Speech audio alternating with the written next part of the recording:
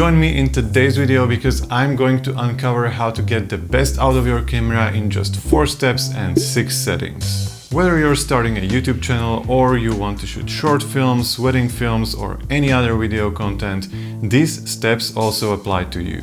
Alright, let's kick things off by diving into one of the most fundamental aspects of video making, frame rates. If frame rates are clear to you, just skip to another chapter of this video, but if not, you may wonder what exactly is a frame rate.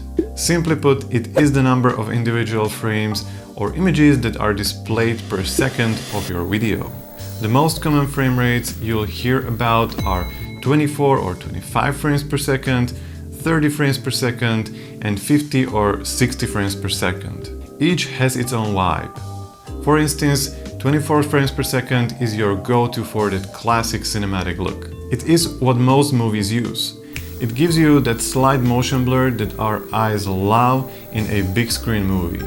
Then there's 30 frames per second, which is a bit smoother and it's often used for TV and online videos. It's great for vlogs or any other content where you want a more lifelike feel. And if you're into action or sports, 50 or 60 frames per second is your friend. It's super smooth and it's capturing all of those fast movements crisply. It will make even slower action feel like it's actually much faster. However, the most known or most common use for 60 or more frames per second is slow motion. If you are on a 24 frames per second timeline, you can basically slow down 60 frames per second to 24 and you will get 2 times-ish slow motion. With 150 frames per second conformed to 24 frames per second, you will get 4 times slower footage and so on. Now that we've got frame rates down, let's talk about the manual exposure. This is where you can really start to control the feel and the look of your videos. Think of manual exposure as the steering wheel of your car.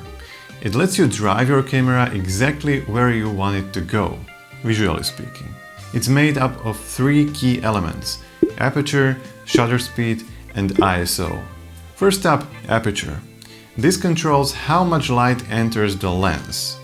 A wide open aperture, like for example f2.8, lets in more light and gives you a shallow depth of field. Perfect for those dreamy, blurred backgrounds. A small aperture or closed aperture, like f16 for example, on the other hand, keeps everything in sharp focus and lets in less light and makes your image darker. Next is shutter speed.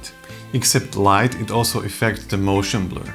A fast shutter speed like 1/1000 of a second freezes the motion and makes your image darker, while a slower shutter speed like 1/30th of the second will introduce motion blur and will make your image brighter.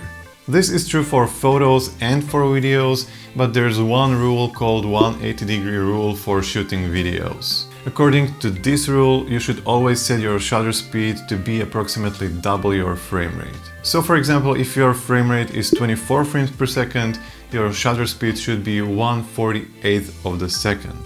Many cameras don't support such small shutter steps, so the closest setting should be 1/50th of the second. With this rule, you should always have somewhat natural looking motion. You certainly can break this rule, but be intentional with it. Now, let's move on to the game changer of your filmmaking journey, picture profiles. The Sony A7IV comes with a variety of these, but today let's focus on 2 major players, the S-Log3 and S-Cinetone. If you don't have the A7IV or any other Sony mirrorless camera, don't worry. Each camera brand has its own version of log profile and also a straight out of the camera picture profile, so everything I will say here applies across the board. First, S-Cinetone.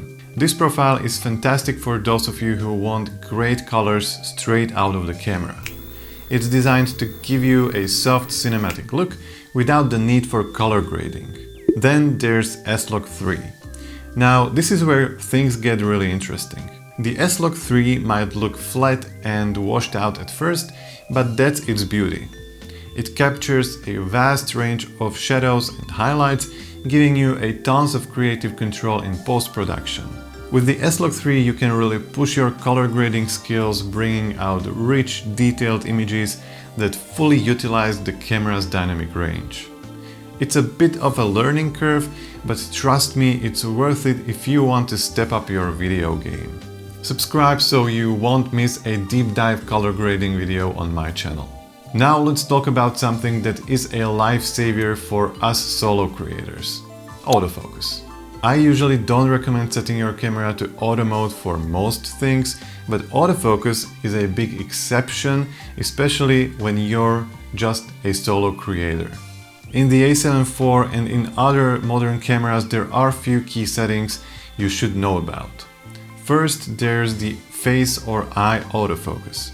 It's perfect for vlogs as it keeps your face sharp and in focus even if you move around a bit. Then there is the adjustable autofocus transition speed and sensitivity. These settings ensure smooth and natural focus shifts when you're capturing dynamic scenes or switching between subjects. I personally like to have both somewhere in the middle for fast enough but smooth autofocus. With boosted speed and sensitivity, your focus would bounce a lot, which would not look natural. And that's a wrap on essentials of camera settings for YouTube filmmaking and video making in general. Remember, filmmaking is as much about experimenting as it is about following guidelines. If you found this guide helpful, give it a thumbs up and subscribe for more. If you have any questions or if you just want to share your experiences, drop a comment below. But for now, thank you so much for watching and I will see you guys in my next video.